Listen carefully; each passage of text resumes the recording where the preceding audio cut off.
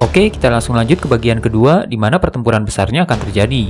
Yang belum nonton bagian pertama, wajib kudu harus nonton dulu. Linknya ada di kolom deskripsi. Oke, tanpa panjang lebar lagi, kita langsung masuk intro.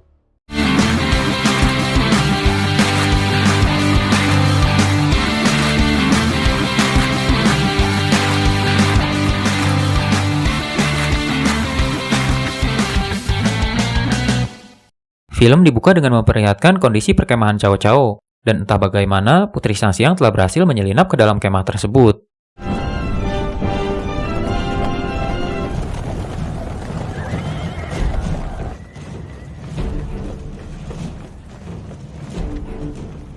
Saat itu, Cao Cao dan para jenderalnya sedang menyaksikan pasukannya bermain cuju, yang juga cikal bakal dari sepak bola. Permainan tersebut tak hanya digunakan sebagai sarana hiburan semata, tetapi digunakan juga untuk melatih fisik para pasukannya.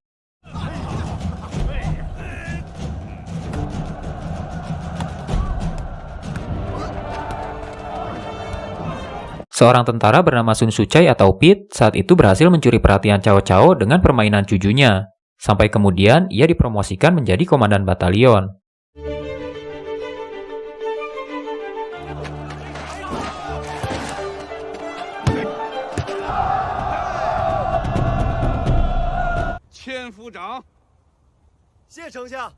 Promosi tersebut berhasil ia dapatkan karena bantuan Sang Xiang, dan karena hal tersebutlah Pit pergi untuk mengucapkan terima kasih. Sementara Sang Xiang sendiri memperkenalkan dirinya sebagai Piggy.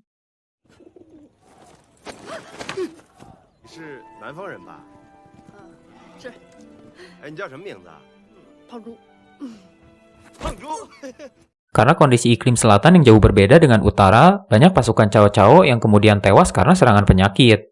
Dan dalam beberapa hari ke depan, diperkirakan penyebarannya akan semakin bertambah parah.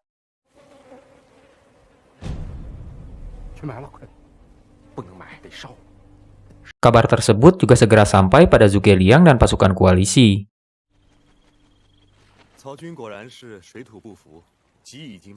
Mayat-mayat tersebut seharusnya dikremasi agar penyebaran penyakit tidak sampai meluas. Namun dengan mengesampingkan rasa kemanusiaan, Cao Cao malah menggunakan mayat-mayat tersebut sebagai senjata, dengan cara menghanyutkannya ke arah Jurang Merah, tempat di mana Jenderal Zhou dan pasukannya sedang berkemah.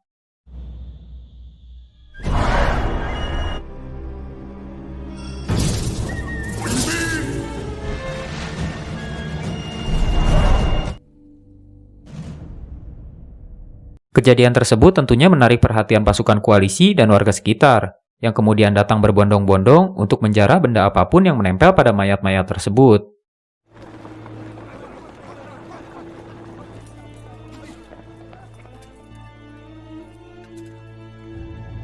Sampai kemudian Zhuge Liang datang mengecek kondisi mayat-mayat tersebut, yang ternyata tewas karena penyakit menular.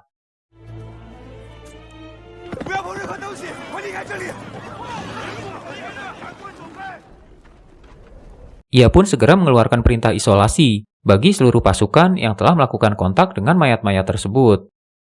Berbeda dengan Cao Cao, Jenderal Zhou memperlakukan mayat-mayat pasukan musuh dengan lebih manusiawi, yaitu dengan mengadakan upacara kremasi dan penghormatan terakhir bagi mereka.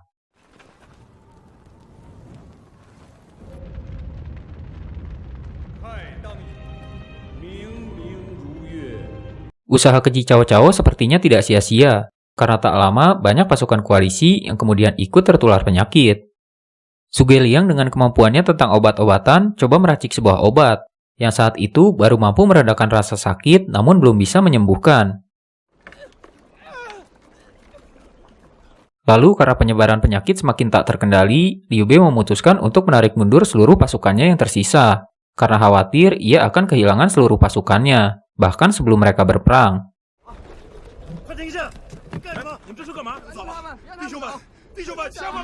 Jenderal Zhou nampaknya memahami kekhawatiran Liu Bei dan mempersilahkan ia beserta seluruh pasukannya untuk pergi.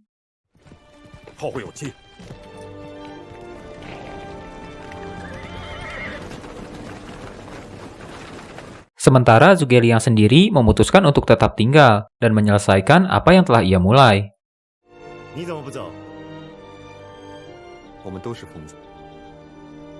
Kabar tersebut langsung sampai ke telinga Cao Cao, yang membuatnya semakin percaya diri jika ia dan pasukannya akan mampu memenangkan peperangan tersebut. Banyak pasukan Cao yang belum terbiasa berperang di lautan, sehingga banyak dari mereka yang mudah mabuk laut. Dan untuk mengatasinya, Cai Mao membuat pengait untuk menggabungkan kapal-kapal mereka, agar kapal tidak terlalu bergoyang saat berada di air.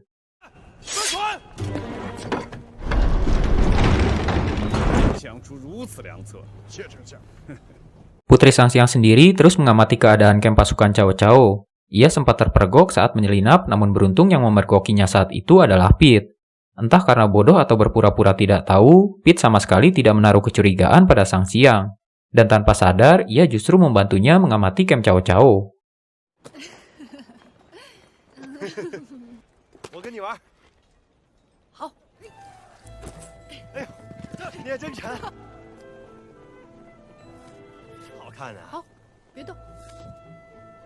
Para jenderal kerajaan Wu terlihat mulai khawatir, karena pasukan mereka kini hanya tersisa 30.000 orang saja, karena Liu Bei telah pergi dengan 20.000 pasukannya.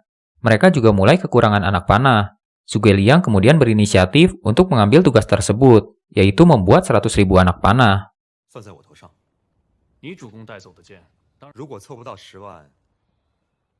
Jenderal Zhou sendiri berjanji akan menyingkirkan Cai Mao dan Zhang Yu, dua jenderal yang memimpin angkatan laut Cao. Keduanya saling bertaruh, barang siapa tak menyelesaikan tugas masing-masing, maka kepalanya akan dipenggal. Zhuge Liang sendiri hanya memiliki waktu 3 hari untuk mengumpulkan anak panah. Namun sudah 2 hari ini, ia tak melakukan apapun selain mengamati cuaca.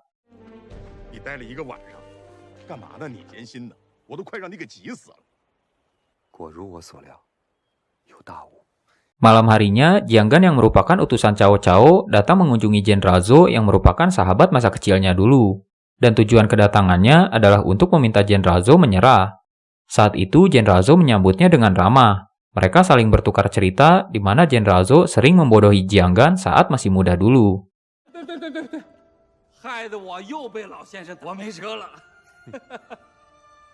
Saat mabuk, Jenderal Zhou dengan sengaja menjatuhkan sebuah surat yang hampir dipungut oleh Jiang Gan.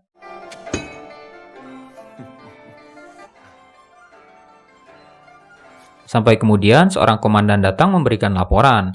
Dan diam-diam Jiang Gan mendengarkan percakapan mereka.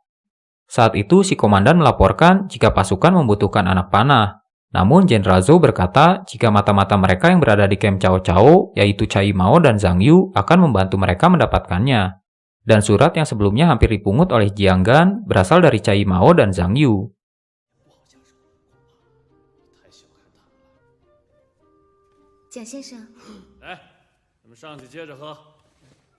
Malam harinya, Jenderal Zhou berpura-pura mabuk berat dan membiarkan Jiang Gan mengambil surat yang ia selipkan di saku bajunya.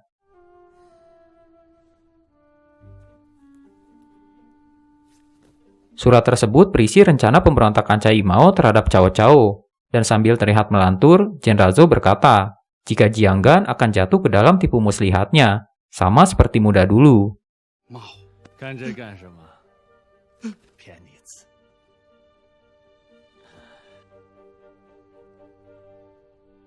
Keesokan paginya, saat cuaca terlihat berkabut, Zhuge Liang membawa 20 kapal yang dipenuhi boneka jerami. Lusu yang ikut serta di dalam kapal bahkan tak mengerti dengan rencana Zhuge Liang.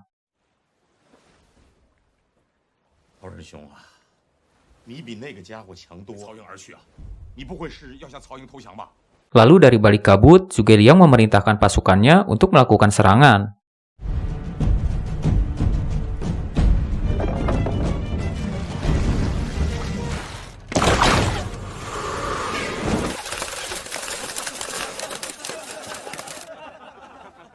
Dan tanpa pikir panjang, Cai Mao memerintahkan pasukannya untuk melakukan serangan balasan dengan menghujani kapal musuh yang tidak terlihat jelas menggunakan ribuan anak panah.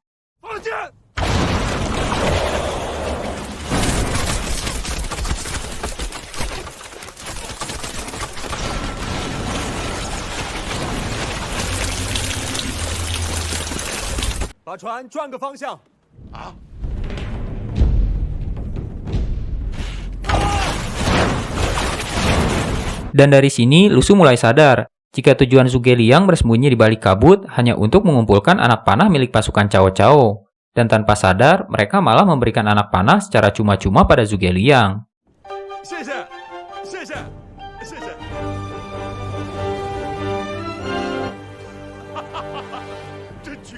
Di tempat lain, Jianggan membawa surat yang sebelumnya berhasil ia curi ke hadapan Cao Cao. Ia juga melaporkan jika pasukan kerajaan Wu membutuhkan anak panah. Awalnya Cao Cao ragu dengan laporan tersebut, namun setelah dicocokkan, tulisan dalam surat tersebut memang identik dengan tulisan Cai Mao.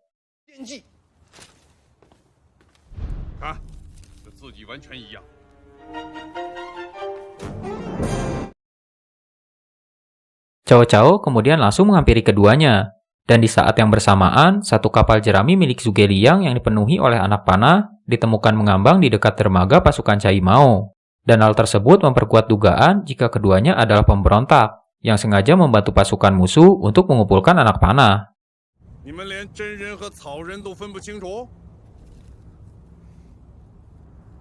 Dan tanpa pikir panjang, Cao Cao menjatuhkan keduanya hukuman mati.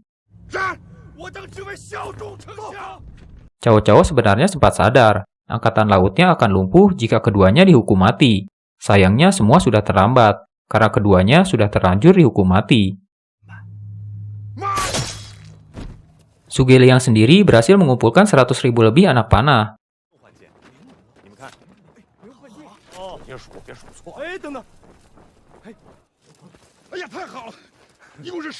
Dan Jenderal Zhou dengan tipu muslihatnya berhasil menyingkirkan 2 jenderal angkatan laut milik Cao Cao.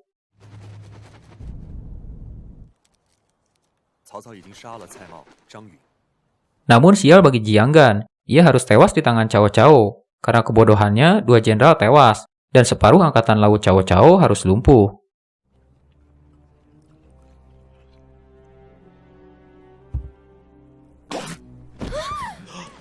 Penyamaran Putri Sangxiang sendiri mulai terbongkar saat ia coba melepas ekor merpati pembawa pesan. Beberapa penjaga yang melihat hal tersebut langsung mengejar dan berusaha untuk menangkapnya.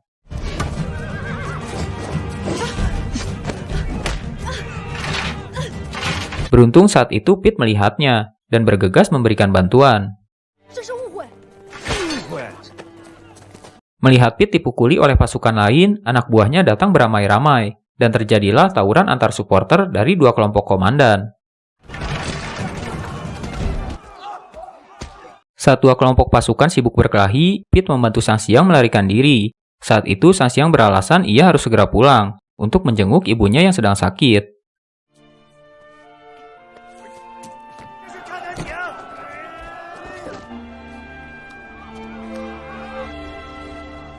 Penyebaran penyakit di camp Cao Cao sendiri terus-menerus bertambah parah. Namun karena ia tak ingin menunda penyerangan, Cao Cao mengerang cerita untuk membangkitkan semangat pasukannya. Jika ia harus membawa pulang kemenangan untuk rakyat dan keluarganya.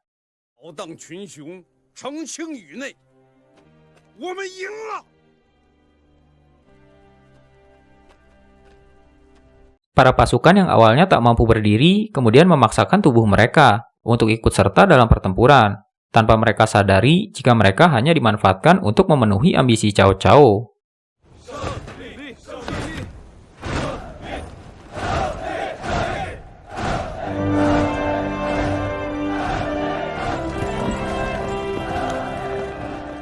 Baru saja kembali, Sangxiang malah dimarahi oleh Sun Quan. Padahal ia telah bersusah payah mengumpulkan informasi, termasuk detail dari semua sudut camp Cao Cao.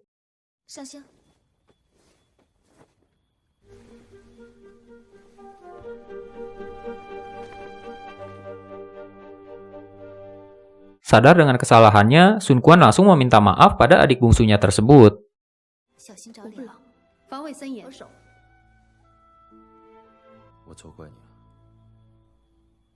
Saat itu kondisi angin menguntungkan Cao Cao, jadi ia berniat menggunakan serangan api dan memerintahkan pasukannya untuk mengisi seluruh kapal dengan belerang. Namun lagi-lagi, Jenderal Zhou sudah menduga jenis serangan tersebut.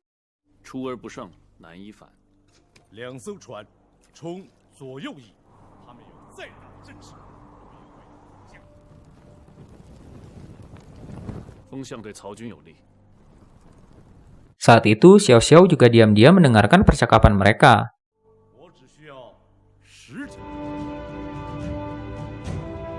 Seperti yang kita tahu, Zhuge Liang mampu memprediksi perubahan cuaca.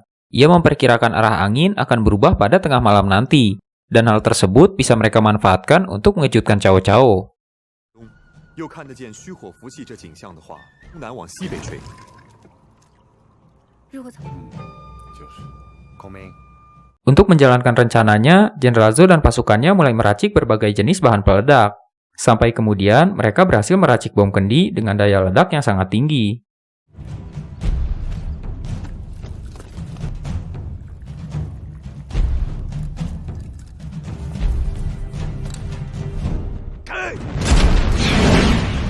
Namun tanpa diketahui Jenderal Zhou, istrinya Xiao Xiao malah pergi menuju ke musuh untuk menemui Cao Cao. Padahal saat itu ia sedang mengandung. Liu Bei sendiri ternyata tidak benar-benar pergi. Ia dan pasukannya membangun kemah tak jauh dari Jurang Merah.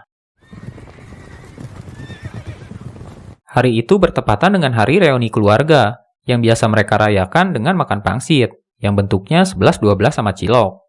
Usai merayakan hari tersebut, seluruh pasukan segera bersiap di posisi mereka masing-masing.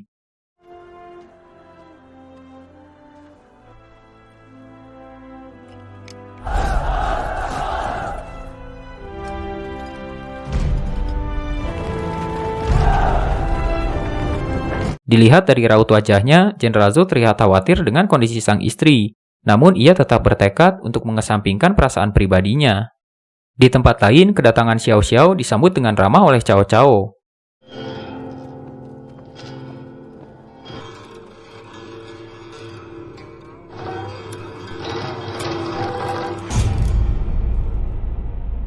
Ia sadar jika peperangan ini Cao Cao lakukan hanya untuk merebut dirinya dari Jenderal Zhou.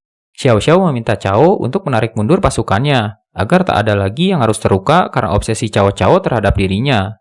Namun Cao Cao menolak permintaan tersebut, walau Xiao Xiao telah memohon sambil berlutut.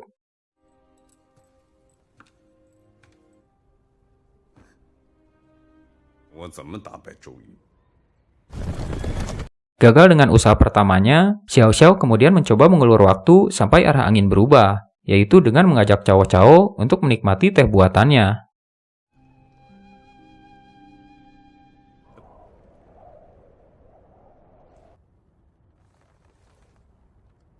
Di tempat lain, pasukan Kekaisaran Wu telah bersiap, sambil berharap arah angin benar-benar akan berubah menguntungkan mereka.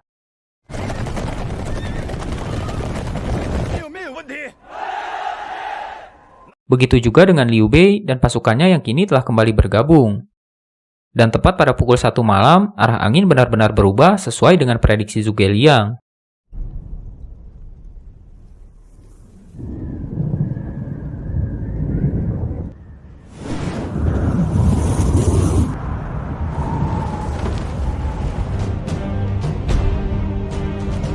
Tanpa menyia-nyiakan waktu, beberapa kapal api langsung melakukan serangan pertama.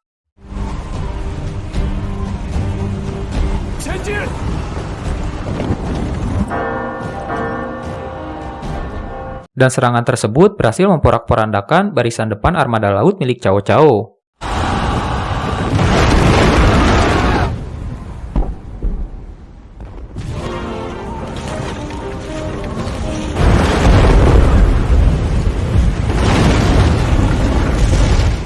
Dengan cepat api mulai menyebar dan membakar seluruh perahu milik pasukan Cao Cao yang sebelumnya telah mereka isi dengan belerang.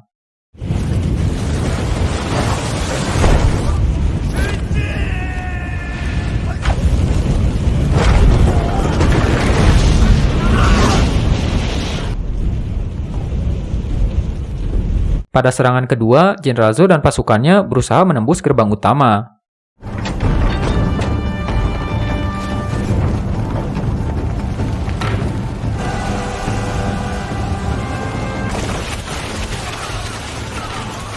Di tempat lain, Zhao Yun dan pasukannya berhasil menembus gerbang timur.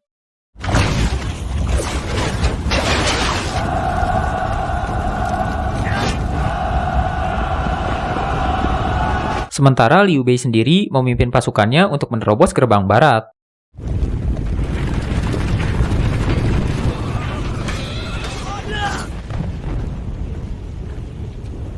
Xin kembali berpindah pada Jenderal Zhou, yang nampaknya kesulitan menembus gerbang utama.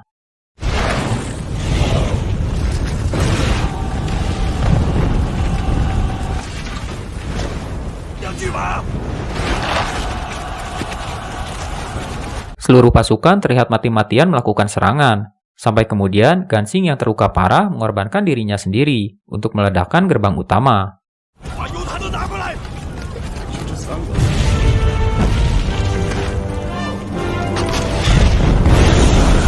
Berkat pengorbanan Komandan Gansing, gerbang utama berhasil diruntuhkan, dan Jenderal Zhou dapat melakukan serangan penuh menuju kemah Cao Cao.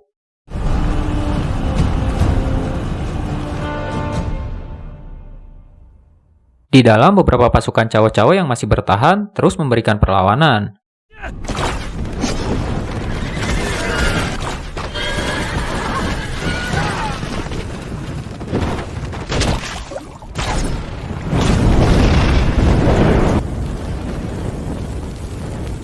Jenderal Zhou sendiri terus mengubah pola dan taktik serangan.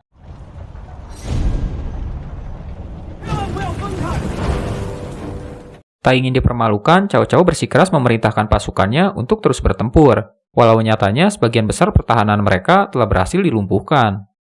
Kali ini Jenderal Zhou menggunakan tameng sebagai benteng pelindung, sambil sesekali melakukan serangan kejutan.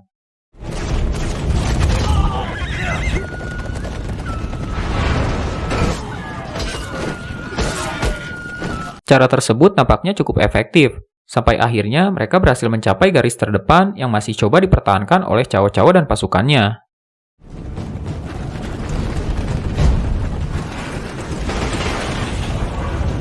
Liu Bei dan pasukannya menjadi kelompok pertama yang berhasil menembus tembok utama dan terus melakukan serangan.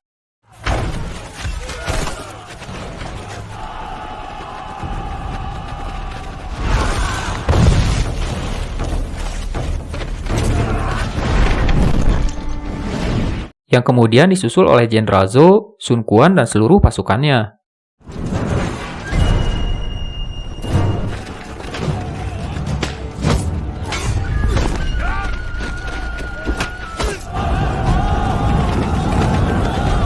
Di tengah-tengah pertempuran, Sang Xiang sempat bertemu dengan Pete.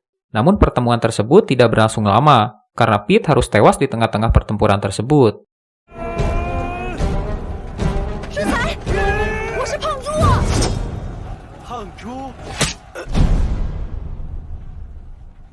Usai berhasil menyudutkan pasukan musuh yang masih terus melakukan perlawanan, Jenderal Zhou bergegas mencari keberadaan sang istri, dan target utama mereka yaitu Cao Cao.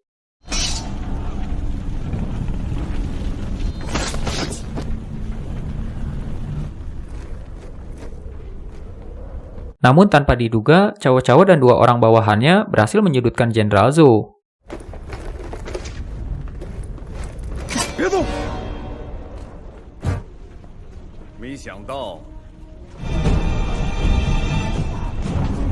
Dan dengan sombong, ia meminta Sun Quan beserta seluruh pasukannya untuk tunduk dan patuh, walau nyatanya ia dan pasukannya telah kalah dalam pertempuran tersebut.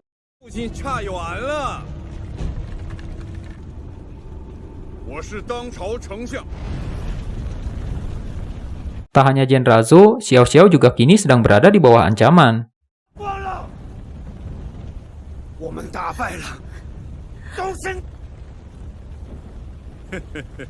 Saat Xiao Xiao nyaris saja tewas, Zhao Yun berhasil menyelinap dan memberikan bantuan.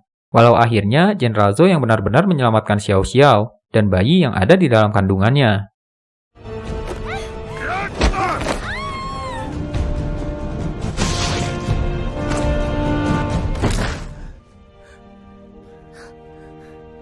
Kali ini, Cao Cao harus benar-benar mengakui kekalahannya. Dan dengan besar hati, Jenderal Zhou meminta Cao Cao dan seluruh pasukannya yang tersisa untuk kembali ke tempat asal mereka. Dan film pun selesai. Sedikit makna yang bisa kita ambil dari film ini. Jika pria butuh 1000 pedang untuk menaklukkan lawannya, wanita hanya butuh 1 cangkir teh untuk membuat seluruh pria beserta pedang-pedangnya tumpul. Aduh, pedangnya tumpul, bijinya hilang. Singkat, padat, dan tidak bermanfaat. Oke, sekian dulu ulasan kita hari ini. Mudah-mudahan bisa menghibur bahan kalian. Kalau kalian punya saran atau film yang ingin kalian dengar ulasannya, bisa komen di bawah. Terima kasih.